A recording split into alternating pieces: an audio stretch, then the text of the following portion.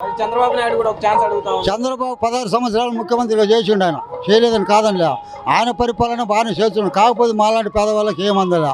ఆనాడు ఏం చేయండి, జన్మభూమి కార్యక్రమాలు అవి పెట్టి పెద్ద పెద్ద ఆఫీసర్లు తింటూ వచ్చారు.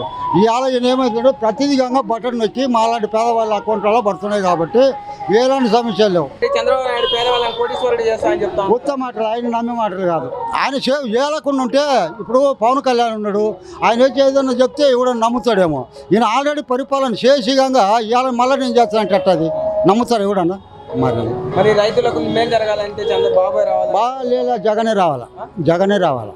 మరి ఆయన అడుగుతా ఉన్నారు కదా చంద్రబాబు అడుగుతాడే. ఆయన పరిపాలించకపోతే ఆయన ఏది చెప్పినా ఇలా ప్రజలు నమ్ముతారు. ఇలా ఆయన నమ్మేంత సూచన లేరు జనాలు. ఆహా, మరి ఎవరంటారా ఆయన ఒక ఛాన్స్ చంద్రబాబు నాయుడుకి ఎవరంటారా? మా అంతరాత్మ మటుకు మాకు జగనయ్యా. మేము చంద్రబాబు కేసును కొన్నాళ్ళు చూసినాము. ఆయన పరిపాలనలో మా అలాంటి బీద వాళ్ళకు, ఎస్సీలకు ఏం మేలు జరగలే. మరి ఎస్సీలకు మహాయంలోనే మేలు జరిగిందని చెప్తా ఉన్నారు కదా. ఎస్సీలకు మేలు జరిగింది మహాయంలోనే అని చెప్తా ఉన్నారు ఎవరు? చంద్రబాబు నాయుడు. ఆడ చూపిమని పలాసారి చూపిమని ఆడ చూపించండు. ఏ ప్రాధాన్యత అని చెప్పు. జన్మభూమిలు పెట్టి పెద్ద వాళ్ళంతా పథకాలను దోచేసుకున్నారు, కానీ పేదవానికి వర్తించింది ఆడ చెప్పరు, మీరు చెప్పరు.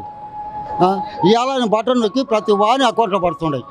ఏమి సోమరపోతులు ఎట్టయితారు? మరి రూపాయి ఇచ్చి 10 రూపాయలు దోచుకుంటుంది ప్రజల దగ్గర. ఎట్లా దోచుకుంటారు? ఆయన ఏమి కేంద్రం మెచ్చుతుంది, అది ఈయన కాదు పెంచేది.